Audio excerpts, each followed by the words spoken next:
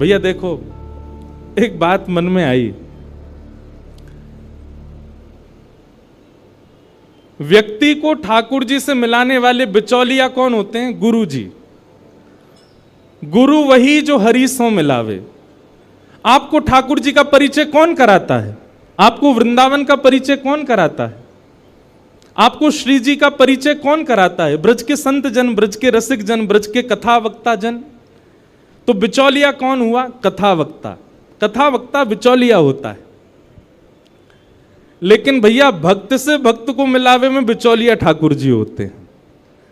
हम दोनों, उनको कौन ने मिलवायो? श्री राधा रमन जी ने मिलवायो। और एक बात सुनिएगा, जहां बिचौलिया ठाकुर जी होंगे ना, वो संबंध कभी नहीं टूट सकता, और वो संबंध बहुत पवित्र होता है। इसलिए हम तो संसार में सबसे कहते हैं, अपनी हर कथा में कहते हैं, पत्नी वो श्रेष्ठ मत मानिएगा जो देखने में बहुत सुंदर लगती है। पत्नी उसको श्रेष्ठ मत मानिएगा जो भोजन बहुत अच्छा बनाती है। पत्नी उसको श्रेष्ठ मत मानिएगा जो बहुत पढ़ी लिखी है। पत्नी वो श्रेष्ठ नहीं है जो समाज परिवार सबको संभाल ले। पत्नी वो श्रेष्ठ जो पति को ठाकुर जी की ओर और बढ़ावे, वो श्रेष्ठ। पति वो श्रेष्ठ जो पत्नी को ठाकुर जी की ओर बढ़ावे। बालक वो श्रेष्ठ नहीं जो दुनिया के सारे ऐश्वर्य को कमा के माता पिता के चरणों में रख दें। बालक वो श्रेष्ठ जो प्रहलाद और ध्रुव की तरह ठाकुर जी को घर में प्रकट कर दे। ऐसे ही बंधुओं, मित्र भी वो श्रेष्ठ नहीं जो रात में पार्टियां करवावे, सुबह पता चली हॉस्पिटलाइज्ड हो, ऐसा काय बात का मित्र? मित्र तो वो श्रेष्ठ जो रात में लेके गया, सुबह वृंदावन में मिले। कहां मिले? वृंदावन में पाए। संबंध वो श्रेष्ठ मानिएगा जिसमें बिचौलिया ठाकुर जी हैं, जिसमें बीच में ठाकुर जी हैं। जहां ठाकुर जी का संबंध नहीं है, जिन संबंधों में, वहां आप बहुत अच्छा नाटक किया कीजिए। भाई देखो, आप कहोगे महाराज जी आपकी बातें प्रैक्टिकल तब कब लगेंगी? संसार में रहने के लिए सबसे संबंध बहुत जरूरी है, जरूरी है। पर मैं एक बात कथा में कहता हूं, मानव को नाटक करना बहुत अच्छा आता है, पर वो नाटक करता है वृंदावन में, और संसार के सामने क्या वास्तविक रहता है? उल्टे हो जाओ। संसार के सामने खूब बढ़िया नाटक करो। अच्छा, ये गोपनीय बात है, हमारे बी पराग जी खूब संसार में रहते हैं, इनके मित्र बुरा नहीं मान जाएं, पर ये उन सब के सामने नाटक करते हैं, वास्तविक तो ये वृंदावन में ही होते हैं सब। अब भाई समाज के लोग हैं, सब करते हैं, नाचते हैं, गाते हैं, ऊधम मचाते हैं, पर वहां तो ये इनका वास्तव में नाटक ही होता। आज ये वास्तविक में ये रियल बी पराग जी हैं। जो कॉन्सर्ट में आप देखते हो वो नाटक वाले हैं। ऐसे ही भैया संसार के प्रति बहुत अच्छा नाटक करो, लेकिन अपनी श्री जी के सामने, राधा रमन लाल जी के सामने, ठाकुर जी के सामने वास्तविक हो जाओ। आप 3 बजे से पहले और 7 बजे के बाद जो करोगे वो नाटक है। वास्तविक में तो आप रियलिटी में अब हो, जब आप कथा में बैठे हो, क्योंकि आप ठाकुर जी के सन्मुख हो। ठाकुर जी का स्मरण चिंतन आपके मति में, आपके मन में, आपके भाव में ठाकुर जी चल रहे हैं। यही वास्तविकता है आपके जीवन की। तो इसलिए भैया संबंधी वो अच्छा जिससे ठाकुर जी प्रिय लगे। संबंधी वो अच्छा, संबंध वो अच्छा, रिलेशनशिप वो अच्छा जिससे वृंदावन प्रिय लगे। संबंध वो अच्छा जिससे ब्रजवासी प्रिय लगे। संबंध वो अच्छा जिससे यमुना जी प्रिय लगे। कुल मिला के बाद जाते ठाकुर जी भा जाएं, वो संबंध अच्छा। उसको कभी मत छोड़ना, उसको कभी मत तोड़ना, सदा रखना। तो हमारो संबंध राधा रमन जी ने करवायो। इसी पद की खोज करते करते हम मिल गए, हमको ये मिल गए, और आज हम दोनों मिले तो इतने सारे लोग मिल गए, पूरा चंडीगढ़ ही मिल गया आज। वृंदावन प्रकट उत्सव की बधाई हो। अरे नेक रूखी सी नहीं, जोर की देव बधाई हो, बधाई हो, बधाई हो। अब 7 दिन रोज बधाई गवेगी। वृंदावन प्रकट हो रहा है महाराज, हमारे चित्त में होना चाहिए। मन मेरा बन गया सखी रे पावन वृंदावन, राधा नाचे कृष्ण नाचे नाचे गोपी जन, मन मेरा बन गया सखी रे पावन वृंदावन। ओहो मन मेरा बन गया सखी रे पावन वृंदावन। बोलो वृंदावन बिहारी लाल की। आइए अब कथा में प्रवेश करें और फिर बीच बीच कथा में ही वृंदावन के भाव सुनते रहेंगे। श्रीमद् भागवत जी का महात्मा आज हम सुनेंगे और कल से प्रथम स्कंद से कथा शुरू होगी। रोज हमारे भारत के श्रेष्ठ संत जन यहाँ पधारेंगे, आप सबको उनका दर्शन होगा। पर एक बात हमारी बहुत ध्यान से सुनना, हमने अधिकतर संत महापुरुषों को समय दिया है कथा में आने का, क्योंकि सबको आना जाना ही है 3 बजे का, और जब श्रोता ही आवेंगे 4 बजे के बाद तो फिर आप लोग ही वंचित रहोगे उनके दर्शन से। इसलिए हम तो 3 बजे, हम तो 2:30 बजे ही आ जाएंगे, यहाँ पे पीछे बैठे रहेंगे, 3 बजे मंच पे आएंगे। इसलिए आप लोग भी 2:30 बजे तक ही कल से आ जाना, ताकि जो भी संत जन महापुरुष कथा वक्ता जन जो यहाँ आ रहे हैं, बंद है रो भैया बार बार, उन लोगों का आप सबको दर्शन और उनके प्रवचनामृत प्राप्त हो जाएं। इसलिए कल से बिल्कुल समय से आइएगा आप लोग। भागवत जी के महात्म्य में प्रवेश करें। प्रथम श्लोक भागवत जी का सब लोग बड़े भाव से मेरे साथ स्मरण करो। सच्चिदानंद रूपाय विश्वोत्पत्त्यादि हेतवे तापत्रय विनाशाय नमः। तापत्रय विनाशाय श्री कृष्णाय वयं नमः। सच्चिदानंद रूपाय, भगवान कैसे हैं? 3 रूप हैं ठाकुर जी के, सत्य, चैतन्य और आनंद। चाहे आप बिहारी जी का दर्शन करो, गोविंद देव जी का दर्शन करो, गोपीनाथ जी, राधा रमण जी, राधा वल्लभ जी, आपके घर के लड्डू गोपाल जी, श्री प्रियालाल जी, सब 3 रूप में व्यवस्थित हैं। उनका स्वरूप विपरीत हो सकता है, उनका श्रृंगार विपरीत हो सकता है, पर रूप 3 ही है, सत्य, चैतन्य और आनंद। ठाकुर जी ही सत्य हैं, इस संसार में और कोई सत्य नहीं है। त्रिकालाबाधित सत्य हैं, वे परम सत्य हैं। हम एक बात कथा में कहा करते हैं,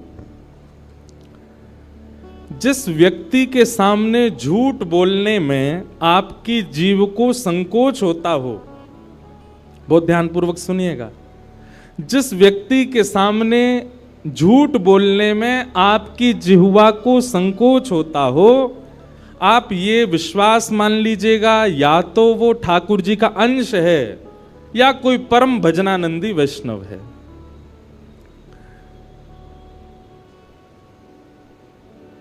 हमारा भजन केवल भगवत प्राप्ति नहीं कराता है। आप भजन करते हो, भजन से आपको ठाकुर जी मिल जाएंगे, ये एक बात है, पर दूसरी बात यह भी है कि आप भजन करते हैं तो आप एक ऐसा ऑरा लेकर के चलते हैं कि सामने वाला व्यक्ति आपके उस ऑरे में जब आता है तो असत्य भूल जाता है, वो नहीं बोल पाएगा आपके सामने। सामने वाला व्यक्ति आपके ऑरा में जब आएगा तो वो वह सब नहीं कर पाएगा जो वो रेगुलर बेसिस पर करता है।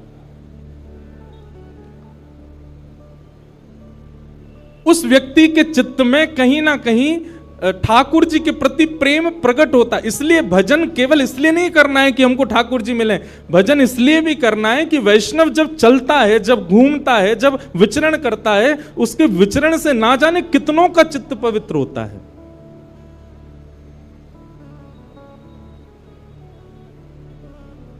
हमारे वृंदावन में परम जिनका आशीष इस कथा को प्राप्त है, परम पूजनीय श्री प्रेमानंद जी महाराज खूब खूब आशीर्वाद देकर के इस कथा के लिए, पहली कथा होगी जिसके लिए उन्होंने खूब आशीर्वाद दिया। वो जब निकलते हैं, लोगों की स्थिति देखो आप वहां पर, कैसी स्थिति हो जाती है, बस नेत्रों से नीर बहते हैं। और वो नीर कष्ट के नहीं होते, वो नीर पीड़ा के नहीं होते, वो अत्यंत आह्लाद के होते हैं, अत्यंत प्रसन्नता के होते हैं।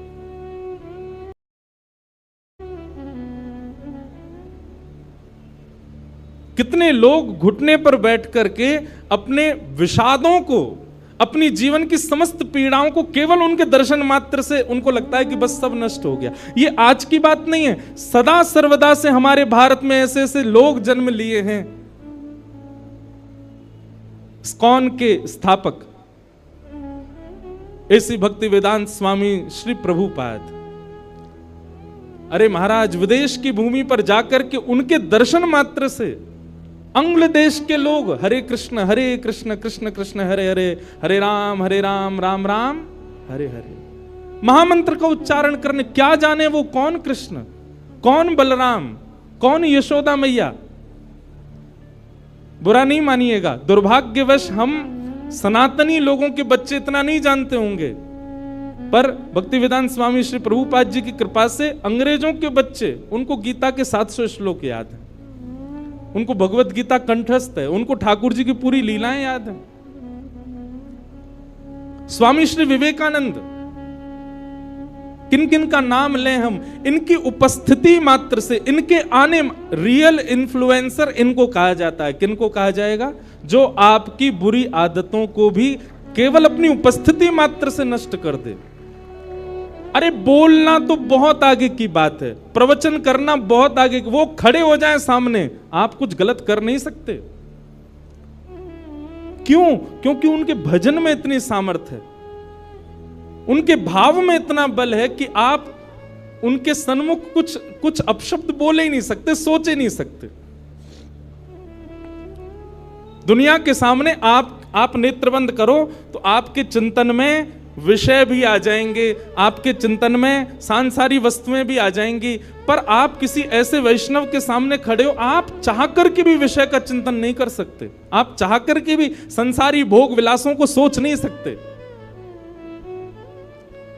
इसलिए भजन केवल इसलिए नहीं करना है कि हमको ठाकुर जी मिलेंगे, भजन इसलिए भी करना है क्योंकि भजन करने से जब आप चलते हैं, फिरते हैं, घूमते हैं, बैठते हैं, उठते हैं, तो आपके भजन के प्रभाव से कितनों पर क्या क्या प्रभाव हो रहा है आप नहीं जानते। भगवान सत्य है, कितना भी बड़ा झूठा व्यक्ति क्यों ना हो, ठाकुर जी के आगे सत्य ही बोलता है, वहां असत्य नहीं बोल सकता। हम एक बात कथा में कहा करते हैं, बहुत ध्यानपूर्वक सुने सब लोग, इधर देखो, यहां देखो, 3 घंटा बस हमको ही देखना आपको, और बिल्कुल यूं चिंता मत करियो कि हमने ज्यादा देखो तो व्यास जी को नजर लग जाएगी, बिल्कुल नहीं लगेगी। हमारे संग में ठाकुर जी हैं, कारे हैं, या को मतलब कारो काजल संग ही है, तो कोई नजर फजर नहीं लगेगी। आप भाव से कथा सुनो। हाँ, कोई आवे कोई जावे, आपका मन विचलित नहीं होना चाहिए, बड़े भाव से सुनो। तो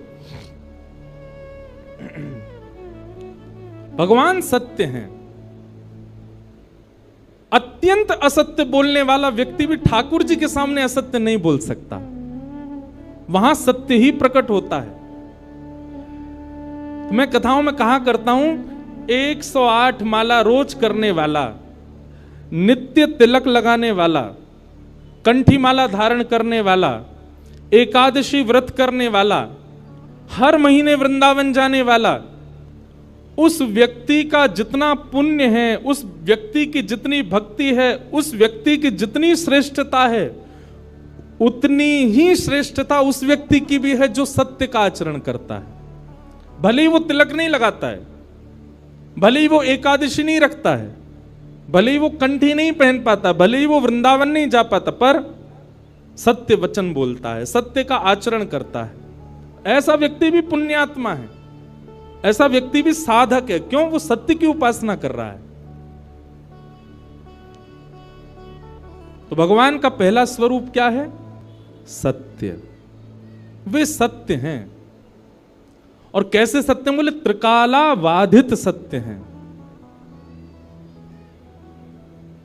जब हम नहीं थे वृंदावन तब भी था, आज हम हैं वृंदावन आज भी है, हम नहीं रहेंगे वृंदावन बिहारी लाल, कुंज बिहारी लाल, राधा रमन लाल तब भी रहेंगे। अरे जब ये स्वरूप प्रकट नहीं हुए थे वृंदावन तब भी था। वृंदावन कोई ब्रह्मा की बनाई कृति नहीं है। वृंदावन को तो हमारी श्यामा जी ने अपने स्वयं के निज कर से बनाया है। वृंदावन का एक एक कण, वृंदावन में एक एक पौधा, वृंदावन की एक एक गली कूचा, वृंदावन की एक एक वस्तु श्री जी ने पधराई है। इसलिए उसके प्रति कभी दुर्भावना नहीं लानी चाहिए चित्त में।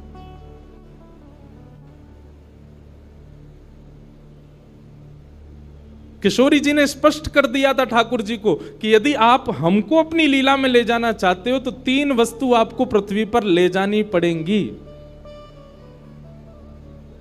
यत्र वृंदावनम नास्ति यत्र नो यमुना नदी यत्र गोवर्धनम नास्ति तत्र नो रमते मनः। वृंदावन, यमुना जी और श्री गोवर्धन, ये 3 ब्रह्मा ने नहीं बनाए हैं। इन तीनों का निर्माण श्री गोलोक धाम में स्वयं हमारी वृषभानु दुलारी श्यामा जी ने निज कर से किया है। श्री जी यहीं विरह करती रहती, यहीं विहार करती रहती हैं, कहीं नहीं जाती। जब ठाकुर जी आ रहे थे ब्रज भूमि पर लीला करने के लिए, श्री जी को कहा आप भी चलो, तो श्री जी ने कहा ये 3 जहां होते मैं वहीं रहती हूं, मेरा इनके अलावा मन नहीं लगता। तब ठाकुर जी गोलोक धाम से रेप्लिका भी नहीं, कॉपी भी नहीं, साक्षात वृंदावन, यमुना जी और श्री गोवर्धन को लेकर के वृंदावन आए, भूमि पर आए और आकर के उसको व्यवस्थित किया। तब हमारी किशोरी जी पधारी, तब हमारी लाडली जी आई। इतना प्रिय है किशोरी जी को वृंदावन। आज कथा में आने से पहले वृंदावन महिमामृत एक ग्रंथ है, उस ग्रंथ को मैं देख रहा था। तो उस ग्रंथ में श्री प्रबोधानंद सरस्वती वो वृंदावन की महिमा बताते हुए कहते हैं, बहुत ध्यान से सुनिएगा।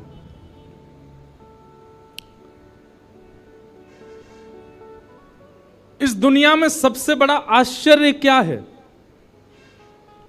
इस दुनिया में सबसे बड़ा आश्चर्य है भगवान, सबसे बड़े आश्चर्य।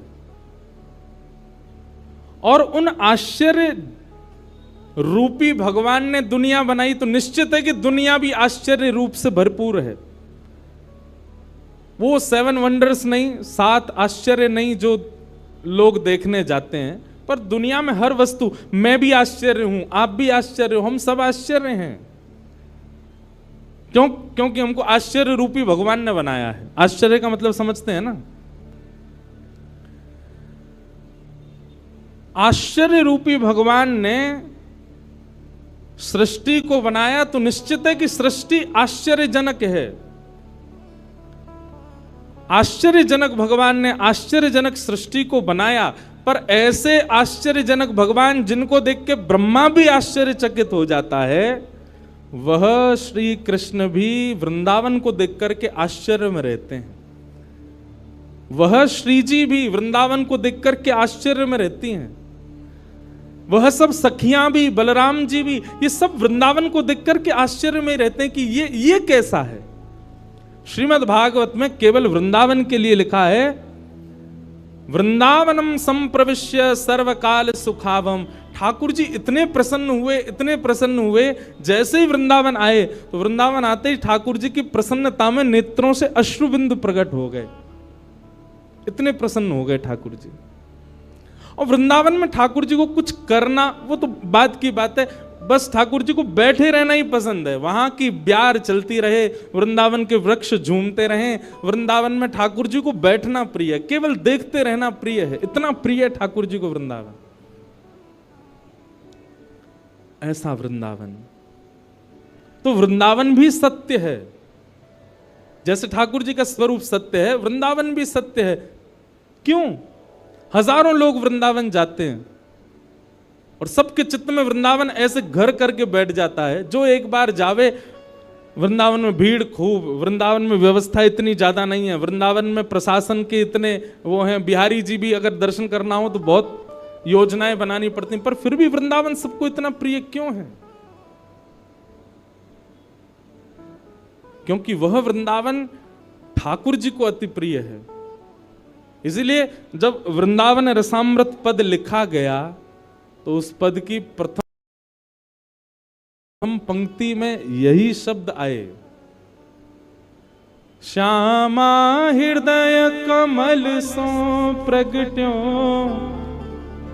हम विश्राम में पूरा गाएंगे, पर अभी एक भाव है, श्यामा हृदय कमल सो प्रगट्यो, श्याम हृदय को भाई, वृंदावन प्यारो वृंदावन, श्री वृंदावन मेरो वृंदावन। वृंदावन किशोरी जी के हृदय से प्रकट हुआ है, और जब किशोरी जी के हृदय से वृंदावन प्रकट हुआ तो ठाकुर जी को वृंदावन ने इतना भाया, इतना भाया, इतना भाया। अरे भैया, किसी को कोई स्थान भा जाए तो वो वहां एक घर बनाता है। जैसे चंडीगढ़ के लोगों को शिमला भा जाए तो शिमला में एक घर बना लेते, ज्यादा पैसा आ जाए तो। और पैसा नहीं भी आए तो उसका ड्रीम क्या होता, पैसा आएगा तो सबसे पहले क्या करेंगे, बोलो शिमला में घर बनाएंगे।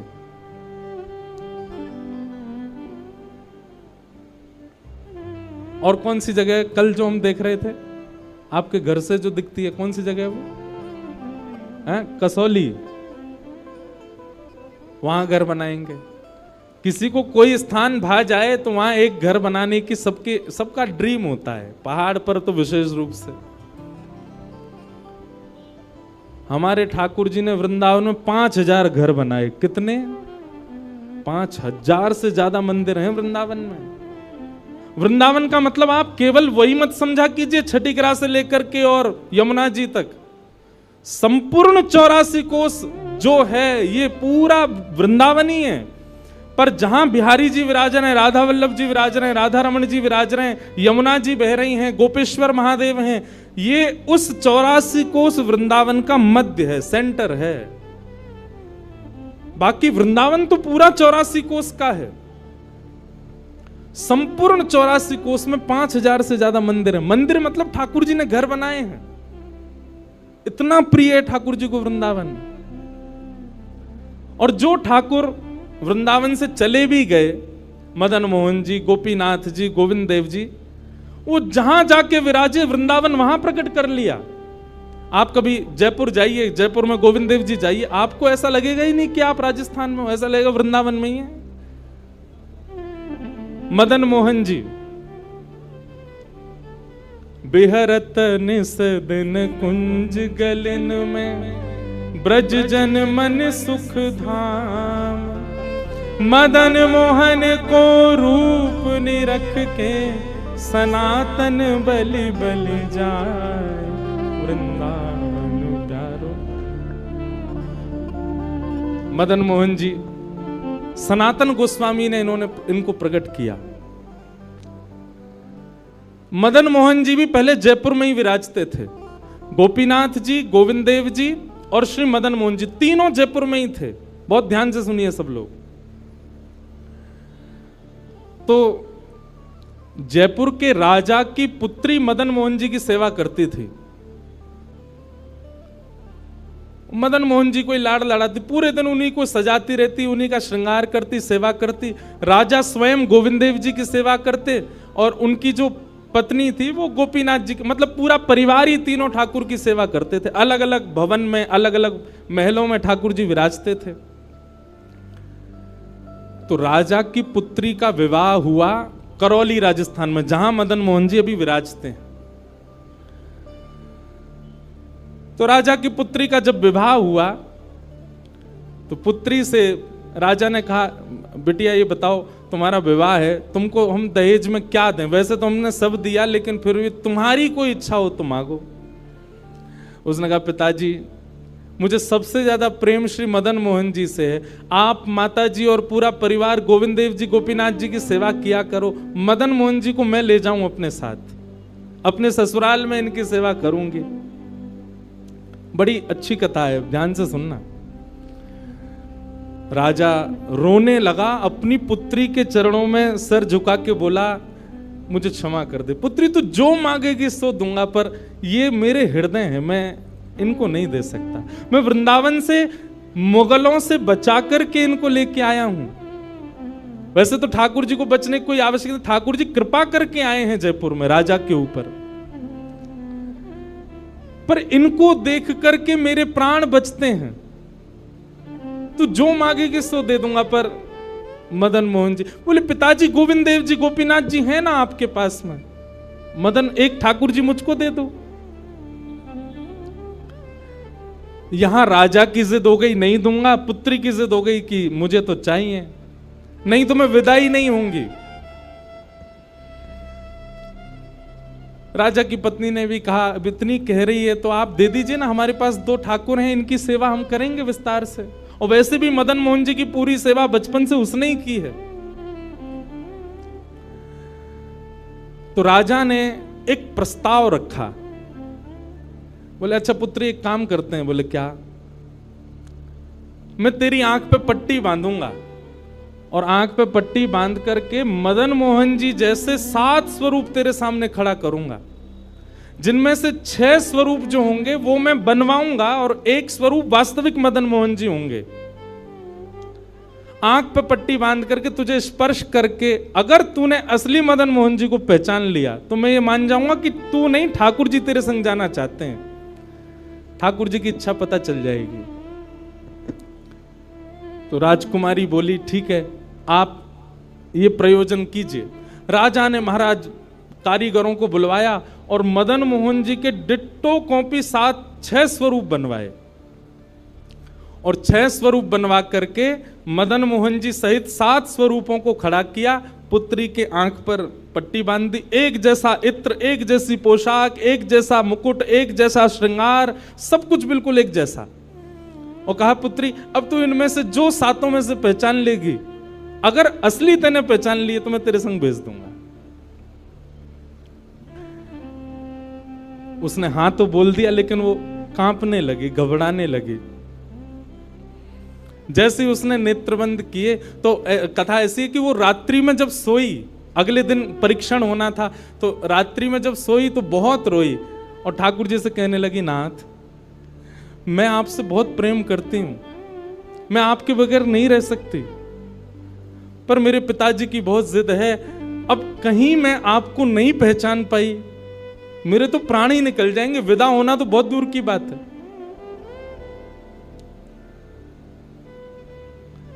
रुदन करते करते करते करते, बंधुओं एक मेरी बात बहुत ध्यान से सुनिएगा, कभी ठाकुर जी के विरह में यदि आपके अश्रु नहीं आए हैं ना, तो अभी आप भक्ति के भाव से बहुत दूर हो। आपको वृंदावन जाना अच्छा लगता है, वृंदावन में घूमना अच्छा लगता है, राधा राधा नाम ध्वनि पर झूमना अच्छा लगता है, कथाएं प्रवचन सत्संग बढ़िया लगते हैं, ये सब एक प्रथम सोपान, प्रथम सीढ़ी है। पर प्रमुख सीढ़ी तो भजन मार्ग या भक्ति पथ की विरह है। अगर वो आपके चित्त में कभी ठाकुर जी के लिए नहीं आया है तो अभी आप बहुत पीछे छूटे हुए हो। रात भर रोती रही और रुदन करते करते, नाथ मैं कैसे पहचानूंगी कि आप सत्य कौन से हो। मदन मोहन जी उसके स्वप्न में आ गए और स्वप्न में आकर के बोले, तू चिंता मत करे, तेरो ही मन ना है मुँह ले जावे को, मेरो भी मन है रो तेरे संग जावे को। अरे जे सब मेरी सेवा तो करें, पर तेरी जैसी सेवा तो कोई करेगा ना, मेरो भी बड़ो मन है तेरे संग चलवे को। तो उसने कहा, तो नाथ कुछ कृपा तो करो। बोले, हाँ मैं एक काम करूंगा। बोले, कहा, तू सबरे स्वरूपन को जब स्पर्श करेगी ना, तो असली मदन मोहन जो मैं हूं, तू मेरे हाथन को स्पर्श करियो। तो हाथ कैसे? ऐसे। ठाकुर जी त्रिभंग लली ठाकुर जी हैं। तो ठाकुर जी बोले, तू मेरे हाथन को स्पर्श करियो, तो जितने मेरे अन्य स्वरूप हैं 6, वो तो ऐसे ही रहेंगे, लेकिन जैसे ही तू वास्तविक मेरे सामने आवेगी, सो मैं अपनी इकन्नी उंगली उठा दूंगा, अपनी कोने वाली उंगली उठा दूंगा।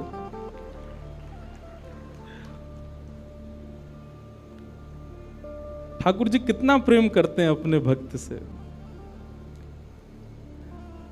ठाकुर जी बोले मैं अपनी इकन्नी उंगली उठा दूंगा और तू स्पर्श करती करती मेरी जैसे इकन्नी उंगली उठे वाकू पकड़ लियो और तुरंत पिताजी से कह दियो जय रे मदन मोहन जी, मैं चल दूंगा तेरे संग।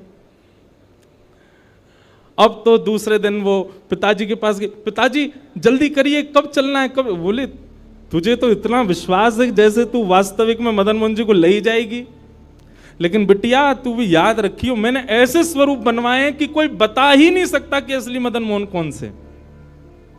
बोले पिताजी आप सन्मुख पधराओ तो। महाराज भीड़ लग गई देखने वालों की, पूरा राजभवन इकट्ठा हो गया जयपुर का। 7 स्वरूप विराजमान हुए।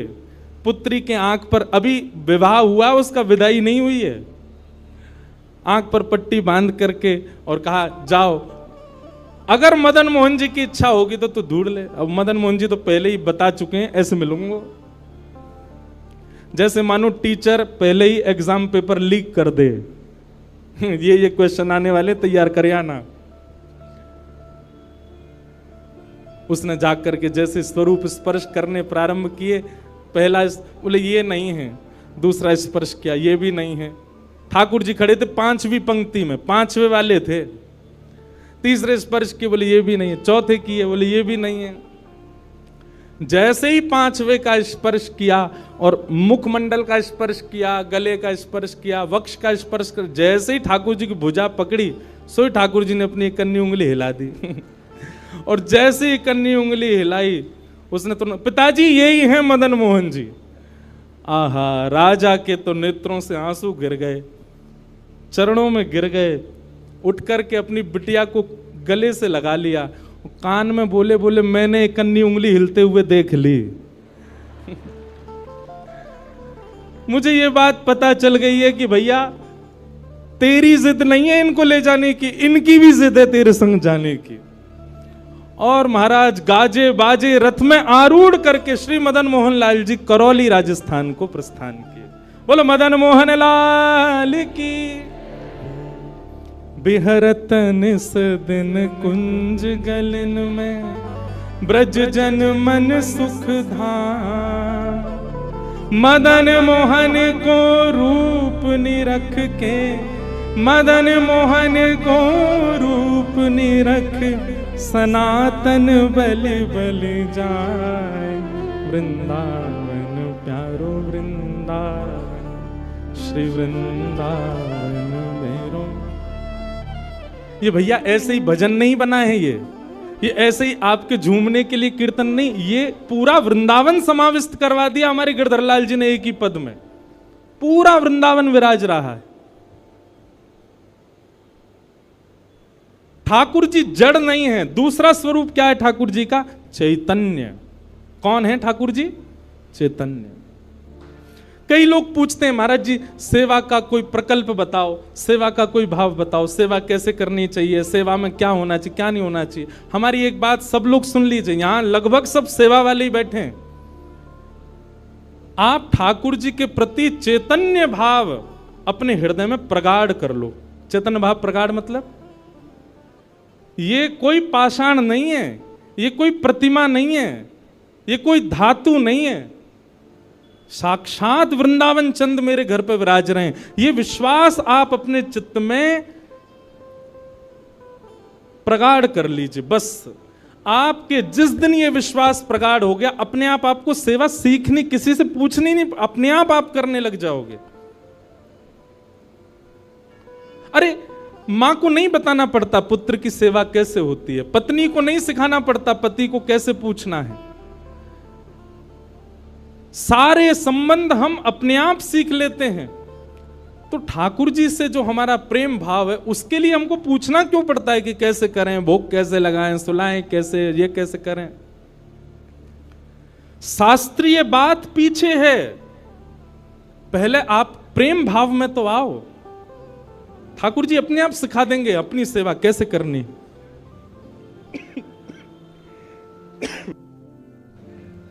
प्रेम भाव, उनके प्रति पाषाण की बुद्धि मत रखो, चैतन्य भाव रखो। जैसे आपके चित्त में चैतन्य भाव आया कि ये तो चलते फिरते उठते बैठते सब करते हैं, केवल मेरे सामने ऐसे खड़े हो जाते हैं मूर्तिमंत होकर के, मानो ये ठाकुर जी मुझसे कह रहे हैं कि तू अपनो इतना प्रेम मोको प्रदान कर कि मैं चलन लगूं, मैं फिरन लगूं। सब लोग एक बात याद रखिएगा, जिसके भी घर में ठाकुर जी की सेवा है, ठाकुर जी हमको चैलेंज करते हैं, अगर तो में सामर्थ्य हो तो अपनी भक्ति से, अपने भाव से, अपने समस्त प्रयासों से तू मुझे चलवा के दिखा दे, तू मुझे बुलवा के दिखा दे।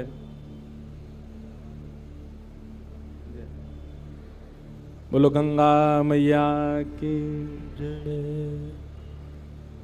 वापस प्रस्थान कर जाओ। महाराज जी हरिद्वार को प्रस्थान कर रहे हैं, महाराज जी के श्री चरणों में बार।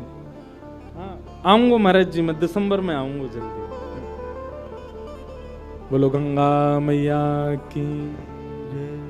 मैं क्या कह रहा था, ठाकुर जी हम आप सबको एक चैलेंज दे के रखें कि तो में यदि सामर्थ्य हो, मुझे बुलवा के दिखाए दे, मुझे चलवा के दिखाए दे, मुझसे कोई लीला करवा के दिखा दे। मैं तो ऐसे ही बैठा रहूंगा लड्डू गोपाल बने, तेरे प्रेम में सामर्थ्य हो तो तू करवाए ले। जिस दिन ठाकुर जी हमारे घर आ जाते हैं उसी दिन से हमारी एक चैलेंज हमारे ऊपर आ जाता है, हम में सामर्थ्य हो, ठाकुर जी बोल के दिखा दें, ठाकुर जी कुछ करके दिखाएं। लेकिन हमको भी संतुष्टि है, ऐसे हैं तो ऐसे ही बैठे रहें, हमको लगता है ऐसे ही रहें, इससे ज्यादा कुछ करें नहीं। इसलिए ठाकुर जी को भी लगता है जब इसके चित्त में ही भाव नहीं है तो मैं और लीला क्यों ही करूं। चैतन्य भाव चित्त में लाओ। जैसे एक बालक जन्म लेता है तो माँ और पिता प्रतीक्षा करते हैं, अब ये कब बोलेगा, माँ कब बोलेगा, पापा कब बोलेगा, ये चलना कब सीखेगा, ये स्कूल कैसे जाएगा, ये बड़ा होकर के जॉब करेगा, बिजनेस आदि आदि सब भाव। ऐसे एक सेवक साधक के चित्त में भी अपने ठाकुर जी के प्रति भावना होनी चाहिए, ये बोलेंगे कब। हम एक बधाई गाते हैं ना नंदोत्सव में, उस बधाई में एक पंक्ति गाते हैं, धन्य घड़ी जब होए यशोदा मैया कह के बोले, नूपुर बांध दो चरणन में घुट मन डोले, नूपुर बांध दो चरणन में घुट मन डोले, पकड़े बाबा की उंगरिया तेरो ललना जुग जुग जीवेरी यशोदा मैया तेरो ललना। स्वामी जी हरिदास जी जब सेवा करते थे ना तो ठाकुर जी बिहारी जी ऐसे ही नहीं रहते थे जैसे हमको दिख रहे हैं। स्वामी जी जैसे ही कपाट करते थे सोई बिहारी जी बैठ जाते थे, बंसी सब नीचे करके हाथ सीधे कर लेते। मैं तो हार गयो पूरे दिन खड़े खड़े, स्वामी जी तुम बार बार पर्दा करते रहे करो। इसीलिए बिहारी जी में बार बार पर्दा आता, क्यों, ठाकुर जी उतनी देर बैठ लेते हैं, क्यों, खड़े खड़े थक गए। बहुत भाव है पर्दा के, पर एक भाव यह भी है। तो स्वामी जी को अनुभव होता है तो इसका मतलब क्या है, ठाकुर जी लीला करते हैं पर अब क्यों नहीं कर रहे, हमारे भीतर स्वामी जी जैसा भाव नहीं है। श्री हरिराम व्यास जी के विराज रहे ठाकुर जी, बाबा के ठीक पीछे जुगल किशोर जी। मुझको तो रूप देख के ही पता चल जाए कौन से ठाकुर जी हैं। जुगल किशोर जी, इनके चरित्र में आता है कि एक बार कोई साधक वंशी दे गया, और वंशी देख करके बोला हरिराम व्यास जी जुगल किशोर जी को वंशी पधरा देना, नई सोने की वंशी है।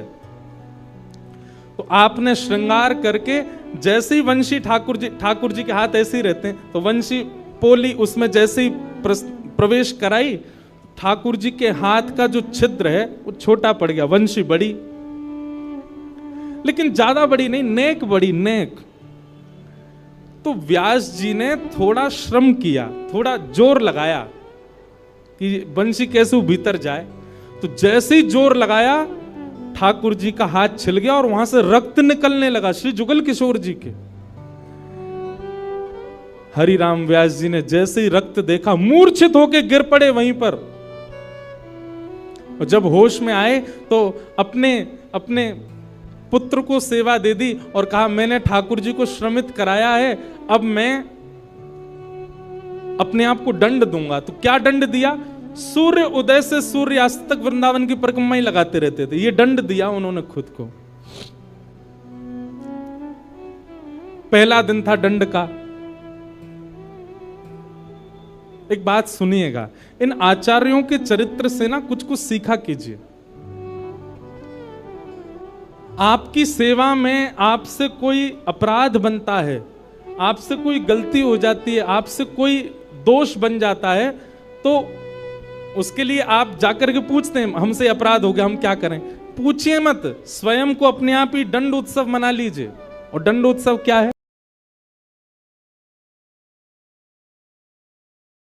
वृंदावन जाओ, एक परिक्रमा लगाओ, किसी वैष्णव को प्रसाद पवाओ, ब्रजवासी को कुछ देख करके उनको प्रसन्न करके आओ। यही दंड है वैष्णव अपराध का, भगवत अपराध का।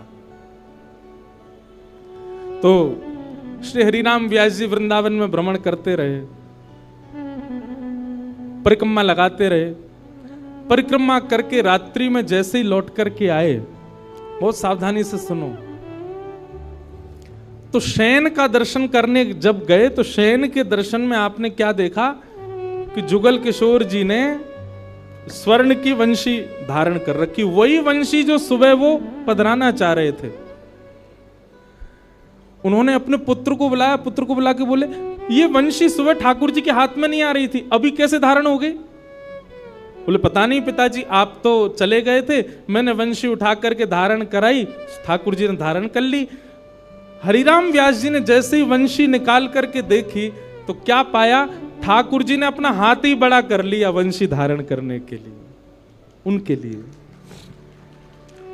अब ताली से काम नहीं चले, हमारे ठाकुर जी करते हैं ऐसे? क्यों नहीं करते? और हम संतुष्ट क्यों हो जाते हैं? जैसी सेवा है उससे हमको प्रसन्नता क्यों हो जाती है? नहीं। ये इस बात का प्रमाण है कि कहीं ना कहीं हमारी भक्ति में, हमारे भाव में, हमारे प्रेम में अभी वो स्तर नहीं आया कि ठाकुर जी उसको स्वीकार कर लें। इसलिए भैया, सबसे पहली बात भक्ति में, सेवा में सबसे पहला प्रकार, ठाकुर जी को आप चैतन्य मानो। वो जड़ नहीं है, वो पीतल के नहीं है, वो अष्टधातु के नहीं है, वो मार्बल के नहीं है, वो साक्षात ठाकुर जी हैं, वो साक्षात चैतन्य है। उनके प्रति चैतन्य बुद्धि आपने धारण कर ली, अपने आप ठाकुर जी अपने आप लीलाएं कराना प्रारंभ कर देंगे। मुझको राधा रमण कर दो वैसा, मुझको राधा, नित्य की प्रार्थना होनी चाहिए ठाकुर जी से। रटू में तेरा नाम यूं आठों याम, रटू में तेरा यूं आठों याम, रटू में तेरा नाम यूं आठों याम,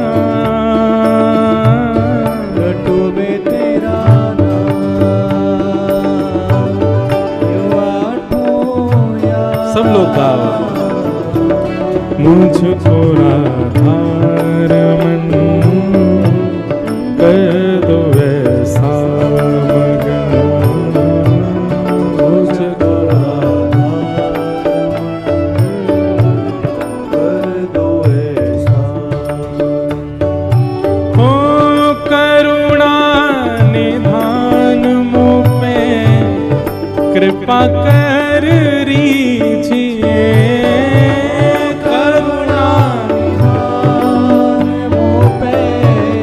कृपा कर रीजिए, करुणा निधान मुझ पे कृपा कर रीजिए।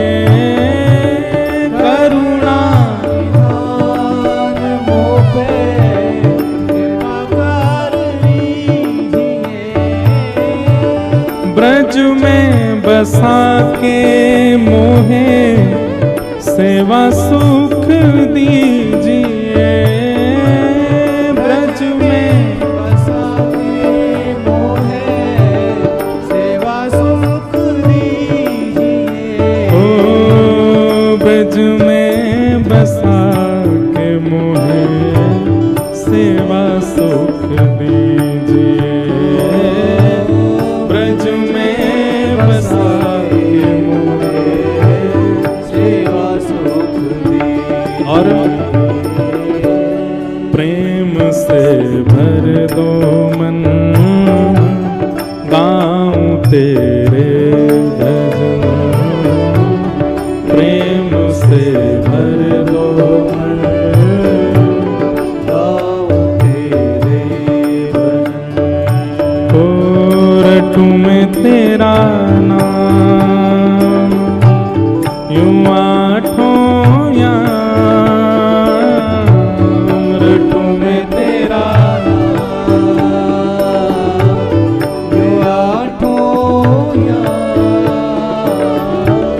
मुझको राधा रमन कर दो ऐसा मगन, मुझको राधा कर दो ऐसा। श्री राधा रमण लाल की। करताल बजा के गाओ।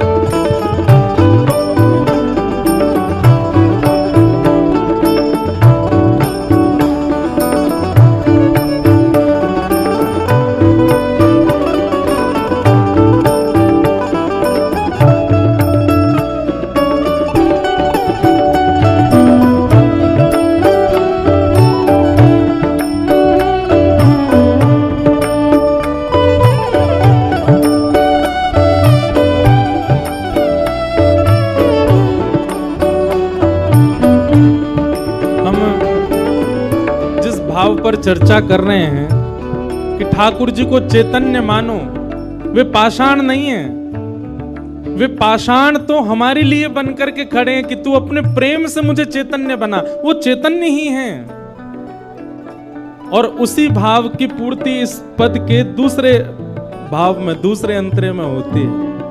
भाव से गाओ सब लोग। भाव भरे भूषणों से आपको सजाऊं मैं, भाव भरे भूषणों से आपको सजाऊं मैं।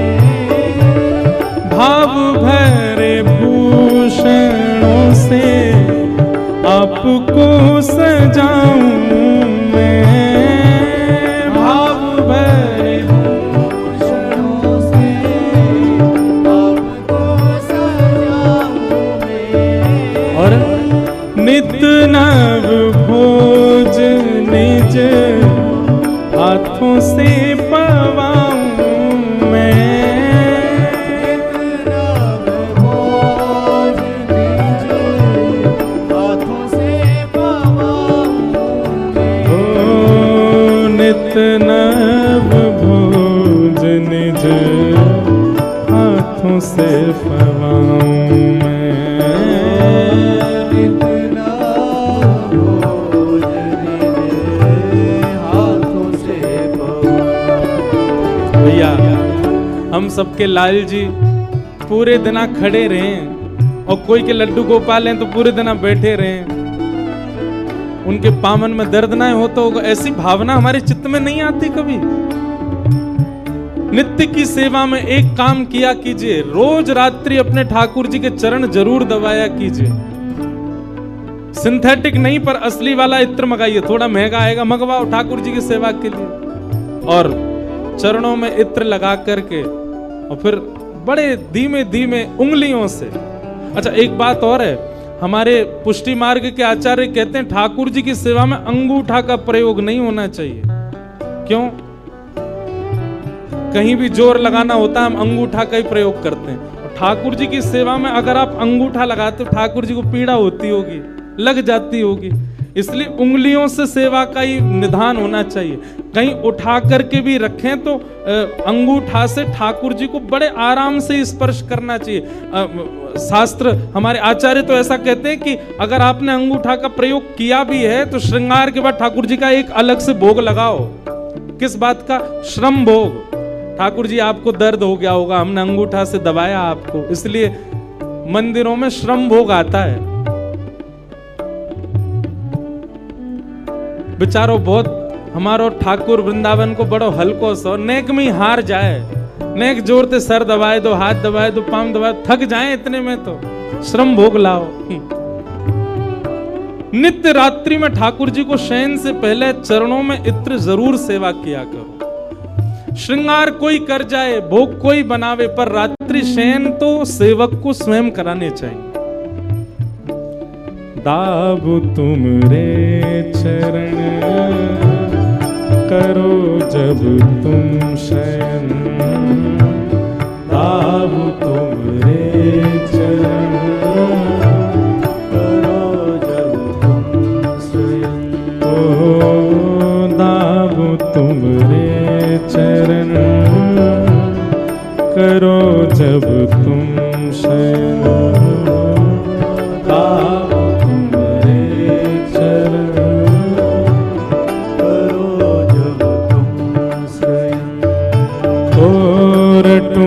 तेरा नाम यूं आठों याम, रटों में तेरा नाम आठों याम, रटों में तेरा नाम यूं आठों याम,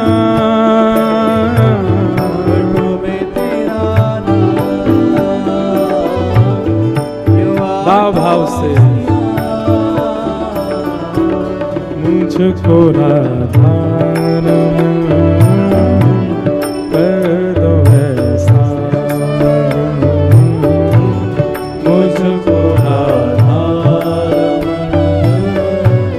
कर दो ऐसा, ओ मुझको राधा कर दो ऐसा, मुझको राधा कर दो ऐसा। ओ जय जय राधा रमण प्यारो राधा रमण, ओ मेरो राधा रमण प्यारो राधा रमण, ओ जय जय राधा रमण प्यारो राधा रमण, ओ मेरो राधा रमण प्यारो राधा रमण, ओ जय जय राधा रमण प्यारो राधा रमण, ओ जय जय राधा रमण प्यारो राधा रमण, ओ जय जय राधा रमण प्यारो राधा रमण, ओ मेरो राधा रमण प्यारो राधा रमण, ओ जय जय राधा रमण प्यारो राधा रमण, ओ जय जय राधा रमण प्यारो राधा रमण, ओ जय जय राधा रमण प्यारो राधा रमण, ओ जय जय राधा रमण प्यारो राधा रमण। श्री राधा रमण लाल की जय।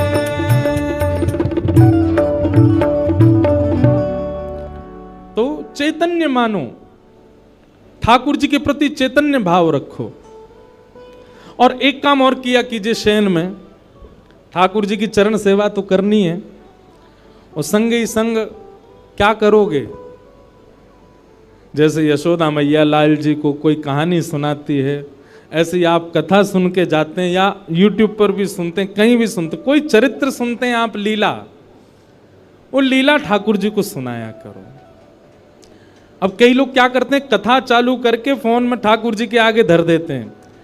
अच्छी बात है, हमारी हाजिरी लग जाती है आपके ठाकुर जी पर शयन के समय तो आप अपने ठाकुर जी को स्वयं कथा सुनाओ। जैसे बालक को माँ से कहानियां सुनकर के नींद आती है, वैसे ही हमारे घर के ठाकुर जी, बंधुओं देखो, मंगला में जब ठाकुर जी सुबह सुबह उठते हैं ना, उस समय आप कौन हो? उस समय आप गोपी का स्वरूप हो।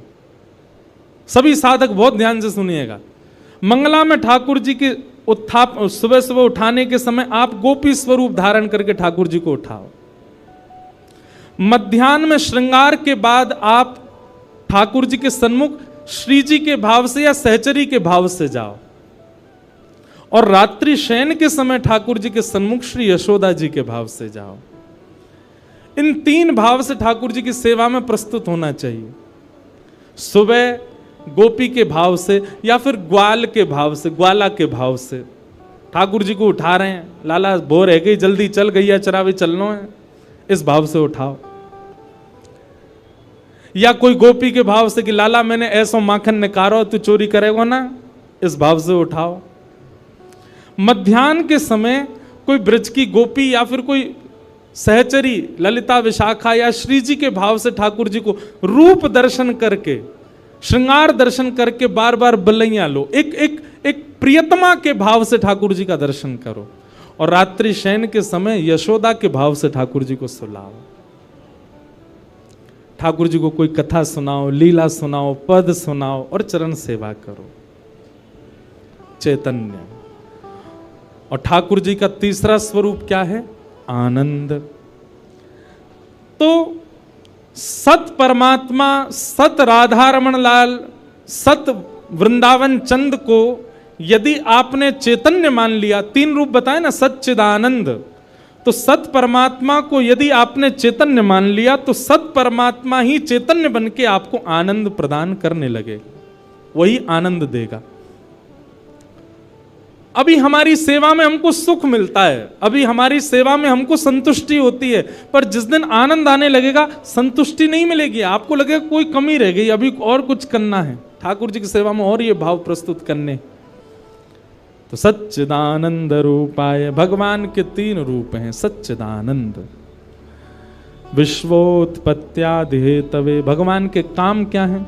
रूप 3, कर्म भी 3, विश्व को बनाना, पालन करना और संहार करना। तापत्रय विनाशाय, 3 प्रकार के तापों का उपशमन करने वाले ऐसे श्री कृष्णाय वयम नमः, श्री कृष्ण को हम बारंबार प्रणाम करते हैं। इस प्रकार भागवत जी में प्रथम श्लोक महात्म में ठाकुर जी को वंदन किया गया। आज महात्म है, मतलब कथा क्यों सुनी जाती है, उसका महत्व क्या है, बहुत सावधानी से सुनिएगा। हम आप मानवों के कल्याण के लिए श्रीमद् भागवत की रचना हुई। भागवत जी कई रूपों में हमें पुष्ट करती हैं। उन्हीं भावों को बताते हुए आगे के सत्र में बताते हैं, आगे के प्रसंग में बताते हैं कि एक बार नारद जी महाराज भ्रमण करते करते बद्रीनाथ गए, और बद्रीनाथ में उनको भगवान का प्रथम अवतार मिला। भगवान के प्रथम अवतार कौन है बताओ? 24 अवतारों के सबको पता है, 24 अवतार हैं, दशावतार हैं। प्रथम अवतार कौन सा है भगवान का? सनक, सनंदन, सनातन, सनत कुमार।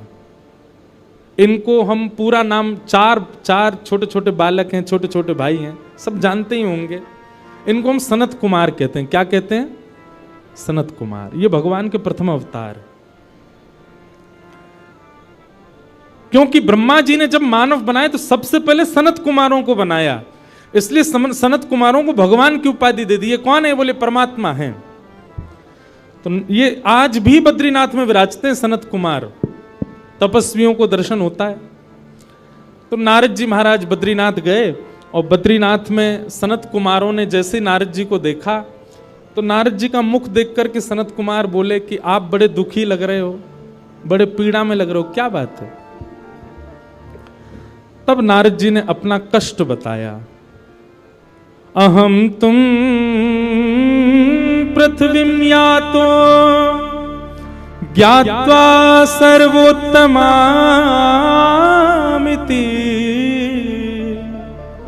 पुष्करम च प्रयागम च काशी गोदावरी तथा। नारद जी महाराज बोले, हे सनत कुमार, मैं देवलोक से पृथ्वी पर आया ये जान करके कि पृथ्वी तो बहुत अच्छी है,